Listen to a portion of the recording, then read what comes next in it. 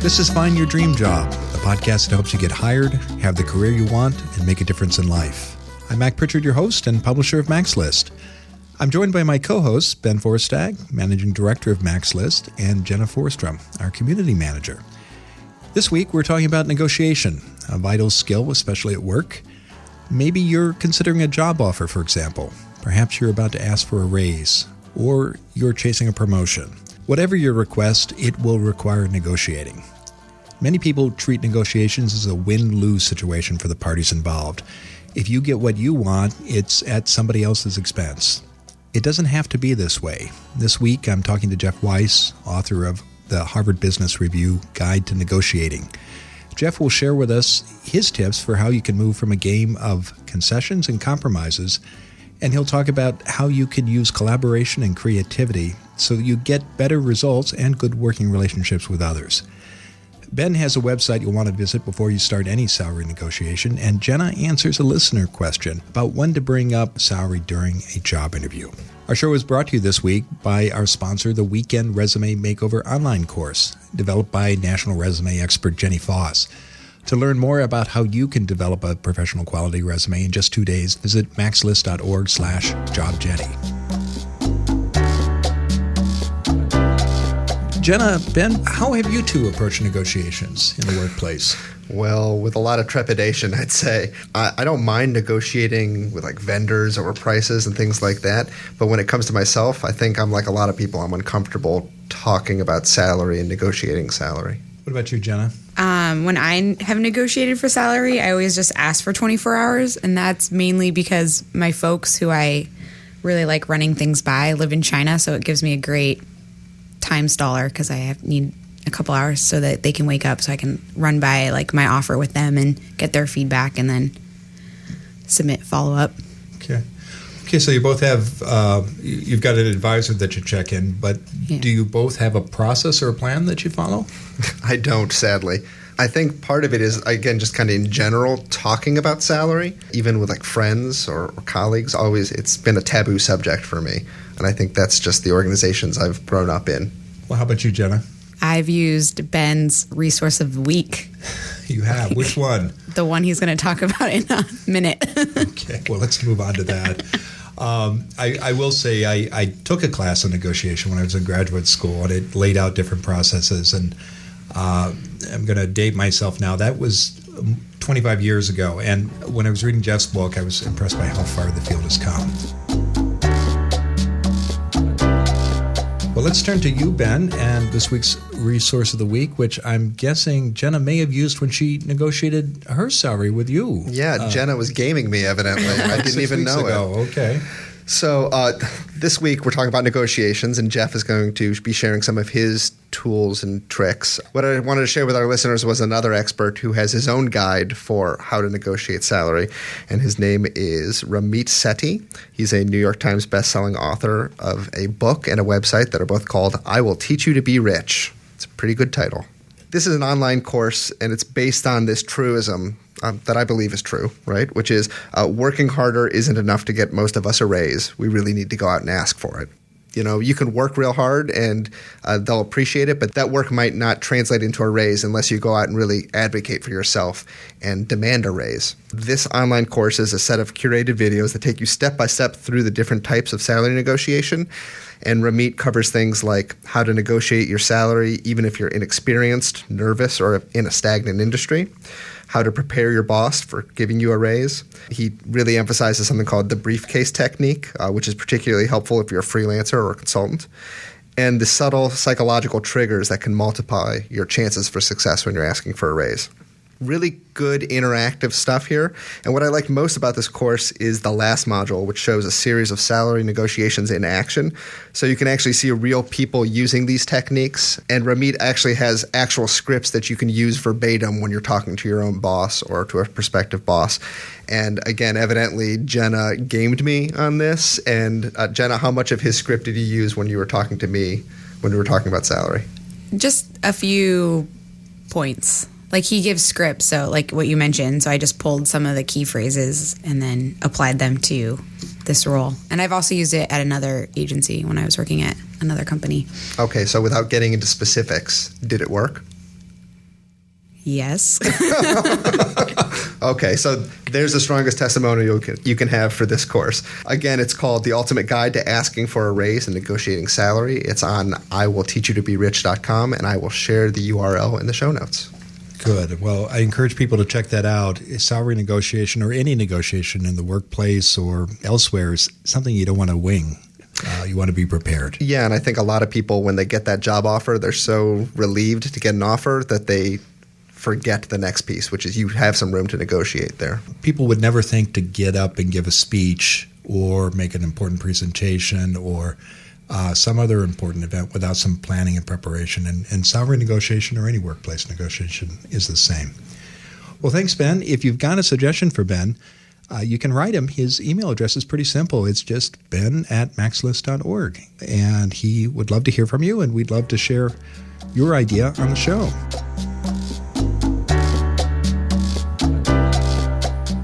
Now let's turn to you, our listeners. Jenna, our community manager, is here with us to answer one of your questions.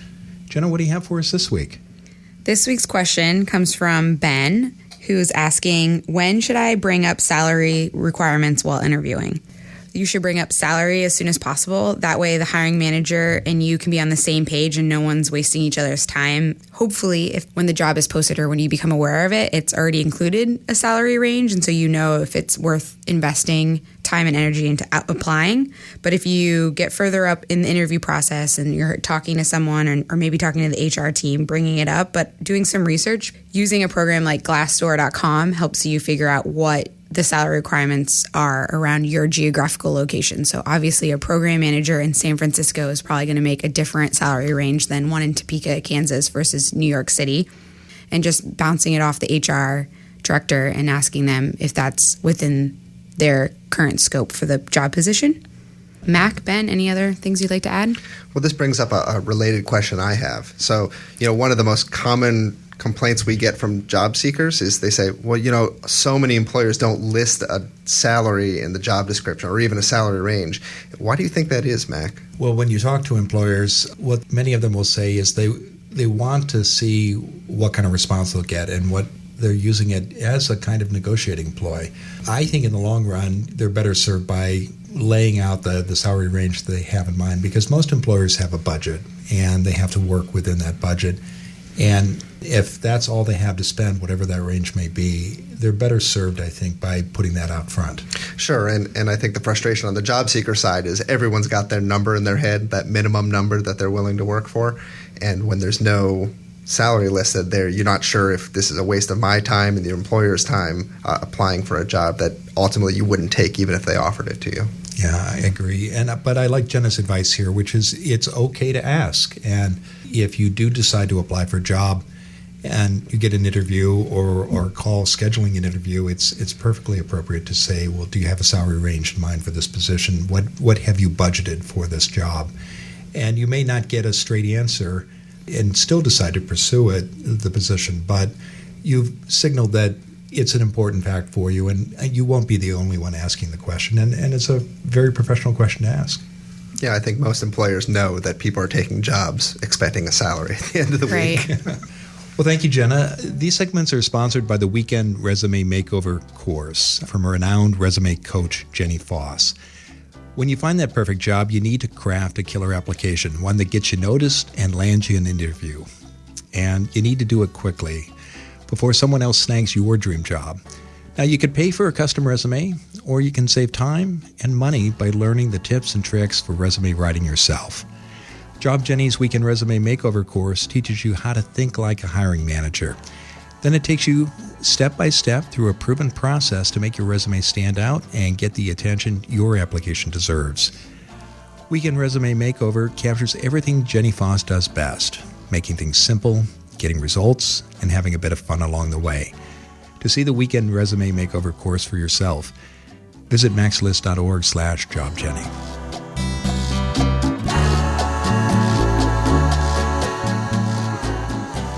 Now let's turn to this week's guest expert, Jeff Weiss. Jeff Weiss is a founding partner of Vantage Partners, a Boston-based consulting firm that works with Fortune 500 companies on improving how they negotiate. Jeff has published extensively on negotiation. He's the author of a Harvard Business Review Guide to Negotiating. He's also a member of the faculty of the Tuck School of Business at Dartmouth College and the U.S. Military Academy at West Point. In July of 2016, Jeff will become the 9th president of Lesley University in Cambridge, Massachusetts. Jeff, thanks for joining us. Mac, my pleasure. Thanks for having me. Well, we appreciate you making the time. Now, Jeff, let's talk about negotiations in the workplace. Now, for many people, this means salary, promotion, or considering a job offer.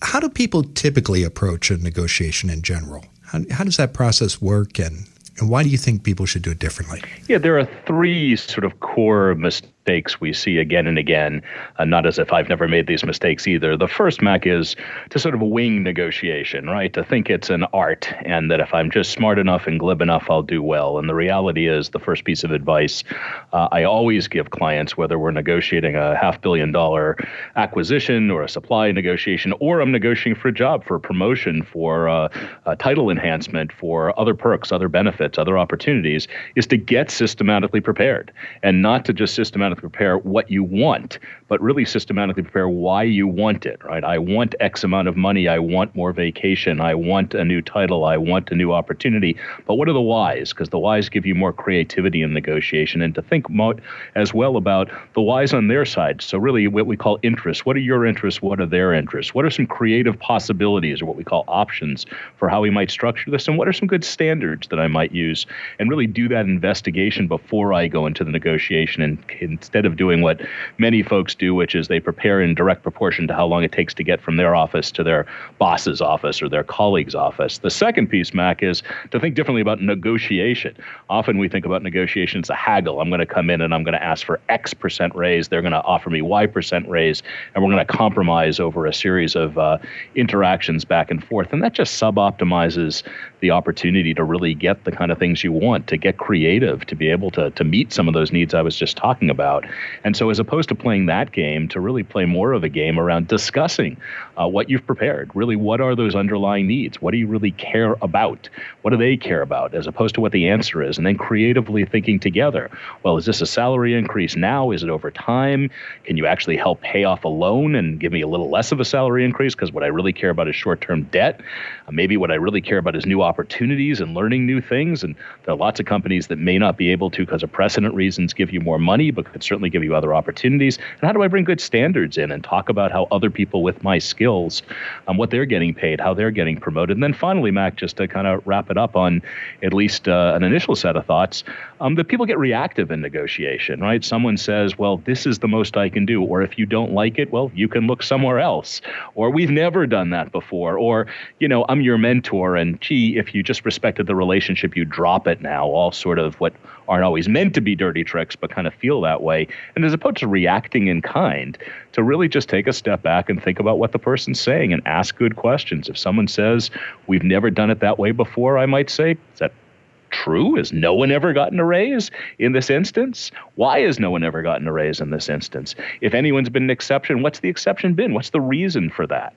Asking questions that explore interests, that explore different standards, that try to get to different criteria, can allow you to actively change the game. So as you talk, Jeff, I think most people, their preparation during that trip from home to the office is really two things. They think about what they want. And then I think many people think they have to pick some sort of starting point so that they can get to that halfway point. And you're outlining a much more complex model, but I think probably a more effective one. When people want to use the ideas you've outlined, how do you recommend they prepare? Yeah, so I do want to push back a little bit, Mac. I don't know that it's a more complex model.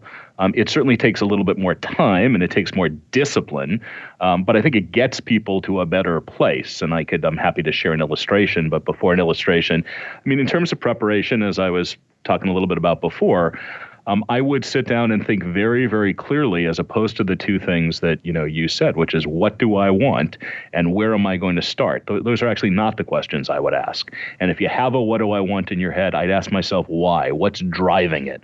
So I want X amount of money. Well, why do I want X amount of money? Is it because I'm trying to pay short-term debt? Is it because of long-term security? Is it because I need extra money because I want to travel?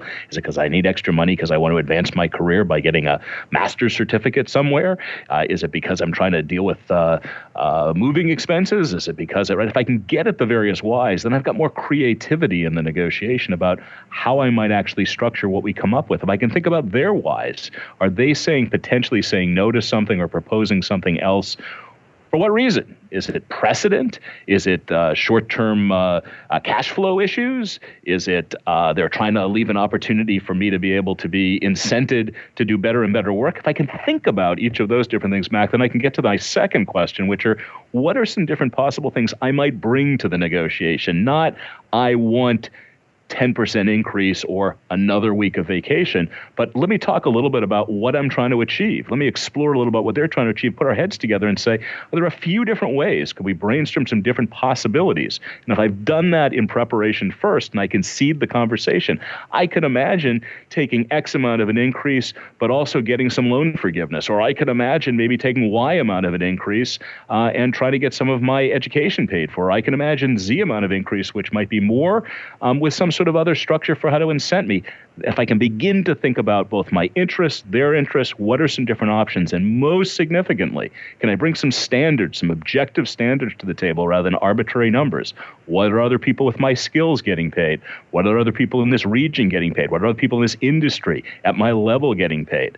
All of those things will help in the negotiation on top of understanding what's my walkaway and what might the person I'm negotiating with, what might their walkaway be? What advice do you have for listeners who want to follow this process but have to sit down with an employer who may be unfamiliar with these steps or just is stuck in the old model of thinking about trying to find that halfway point? Well, I mean, having done this for 30 years at this point on thousands of negotiations and having started my colleagues and I working on large-scale governmental negotiations and working in corporations and then working on interpersonal negotiations, there are a lot of people out there who are stuck in the, I start high, you are really, in this case, I guess you start high, I start low, we split somewhere in the middle. So first, acknowledge that you are likely much of the time to find that to occur. And I'll come back to that in a second. But let me, before I go there, just share something that might be helpful to the listeners, which is that we've done lots of research over time beyond many, many, many, many consulting projects and lots of negotiations.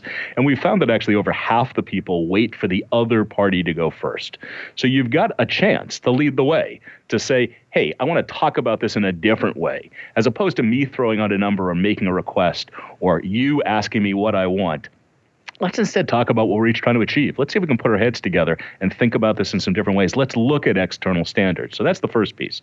But if they start that way and they're stuck, that's fine. As I said before, don't react in kind. Just because they throw out a number doesn't mean you need to throw out a number. Just because they ask for a number doesn't mean you need to give them a number, right? If they throw out a number, you might say, gee, I understand. I'd like to understand, where does that number come from? That would actually move you over to the element of criteria. And you could talk about if there are other criteria for defining the number or why that particular number is the issue. And then you might do some testing from your preparation. Is the number coming from a fact that we're running a little short on cash right now? Is it because we have a stepped up scale and you're worried about precedent? Is it because you're looking to invest dollars over time? Is it looking because you're trying to incent me? So we can either lead the way, that works some of the time. We can take what they're doing and try to ask good questions to move them, as we talk about in this book, The HBR Guide to Negotiating. How do we get in this thing we call the circle? In the circle, we talk about interests, options, legitimacy. Out of the circle, we talk about our walkaways and what we commit to. Stay away from walkaways and what we commit to or offers till late in the game. If they're on those, take them and move into the circle. Someone says, hey, it's my way or the highway. Let me understand why your way, and let me understand what do you achieve by going to the highway? Those are interests. I can use those then to get creative with the other party. One of the things that was striking to me about the process that you outlined is that people should not only do the preparation and have a process in mind, but they should be prepared to invest time. And I think a lot of workers go into these meetings thinking this is a conversation that's going to be about 15 minutes long. What's been your experience about effective negotiations? What kind of time should people expect to invest? Yeah, so I think it depends a little bit, Mac, on whether I'm negotiating with the actual decision maker or with a third party. So often these negotiations occur with an HR partner who might be an intermediary between me and actually whoever the person in the organization is making the decision. And other times it might be a direct conversation, and it can cut either way as to whether that's going to prolong the negotiation or not. I'm all for having a sit-down negotiation over a period of time. Even if I have 15 minutes, I can still be disciplined about, if I am well prepared coming in, being able to share a set of ideas, a set of standards, and thinking through with the other party. Worst case, or actually often best case, because I often don't like to do it just in one setting, I can leave them to think about it, right? I don't need to push someone at the end of 15 minutes to an answer. I can put forward some ideas. We can explore some ideas. I can even say, hey, I'm going to sleep on it overnight and send you a few more ideas. Let's meet again next week. Let's meet again when you're in town. Let's get on the phone a couple weeks from now. So I like to separate the inventing stage from the actual evaluation and deciding stage. So if you can split it up into a couple or a few different meetings, terrific, which lots of senior people can do. If you only have 15 or so minutes, be well prepared and just work through the same process in the 15 minutes. Use 12 of the minutes to try to get creative, work with the other party, use the last couple minutes to get to commitment. But they're all over the place. The more you can control splitting it up a little bit, the better off you'll be. You talked about the importance of preparation, Jeff, and having clear understanding of your interests and asking people about their why and the positions they take. What are some common mistakes you see people make that we haven't discussed that people should avoid in these kinds of negotiations? Yeah, let me, Mac, focus on a very quick half dozen. I'll just sort of bang through them if we want to go into detail in any we can. But let me sort of illustrate the first by way of a story. Stories are always more fun than just listening to someone babble on about a particular topic. I had a student some years ago, and I think this illustrates a whole variety of the six that I would put forward, who was a representative on campus for a large juice company. And he really enjoyed doing that. And he came to me and he said, look, I really want to get paid to do this. I've been doing it as a volunteer. And I've been trying to negotiate with the institution I'm at because of the way my scholarships and funding is set up. They keep saying to me, I can't get paid to do this, although the juice company is perfectly happy to pay me. So I've engaged in a negotiation, and I've asked for X number of dollars a week, and the school said no. And so he went back and forth for a little while. He was actually in my class, and a few weeks into the class, he said, Jeff, I think I understand it. What you're telling me is to compromise. So I've come back and I've proposed to the senior administration of the school that I get paid half that amount. And I thought to myself, gee, I don't think that's at all what I've been saying. In fact, I've actually tried to say in class, good negotiators don't compromise, they're creative. And so I said, well, let's step back for a second. Why do you want to get paid? He said, well, because I want to travel. I've never seen Europe. I've got some time this summer. I'd love to make enough money to get to any part of Europe and spend a week or two. I said, well, that's a useful interest. Tell me a little bit what you think the institution's interests are. Why do they keep saying no? Because they're the nasty. No, well, why do you think they're saying no? He said, well, probably precedent. They've got all these. They don't want to have to let other students do this. And, oh, by the way, there are actually federal funding regulations here and so forth, and a whole bunch of interests. I said, interesting. Can you think of any possible other thing that you might want to try to do? What about the juice company's interest? He said, well, their interest is getting as much publicity, and they go to a very reputable school, and they sort of like me out there proposing to other people that this is a great drink. And I said, well, why don't you think a little bit more about this? Lo and behold, he came back a week later. He said, I talked to the juice company. I talked to the administration. I've got a solution, Jeff. Not only that, I have a solution better than my opening position where I wanted to get paid X. I said, really, what's that solution? He said, I went to the juice company. I said, hey, do you need someone to work for you this summer? They said, absolutely. He said, would you potentially send me to Europe? They said, sure. In fact, we'll send you to Europe for the entire 8 weeks of your summer. We'll get you to 6 different cities. We're not going to pay you, but we'll pay your room and board and your expense and all the good things. I went to the administration. I said, is that fine? They said, not only is that fine, that's great. We're going to write you up in the bulletin to say what the great things for students are doing. Is it fine for you? He said, absolutely. Now I'm not just going to 1 city. I'm going to 6 cities. So kind of cool.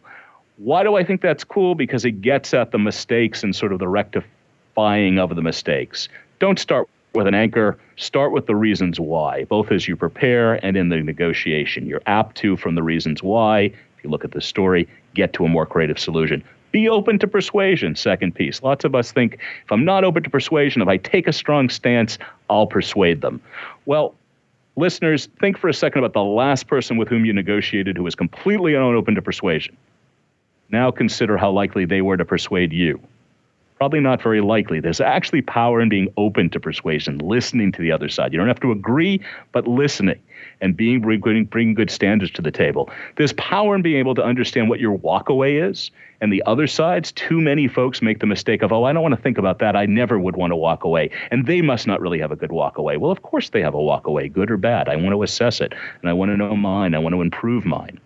I want to make sure that I don't focus on compromise as the core of what negotiation's all about. Obviously, I want to be open to persuasion, but simply splitting the difference, boy, you could send two parrots to negotiate to do that. I want to get creative like this young man was. I want to make sure that I don't let substance and relationship get mixed, which often happens, where people, sometimes bosses will say, well, if you loved me, or if you really loved being at the company, or if you appreciate our relationship, just drop it for now. That's not reasonable, right? I'd separate the substance and relationship. What I should get paid is different than the strength of our relationship.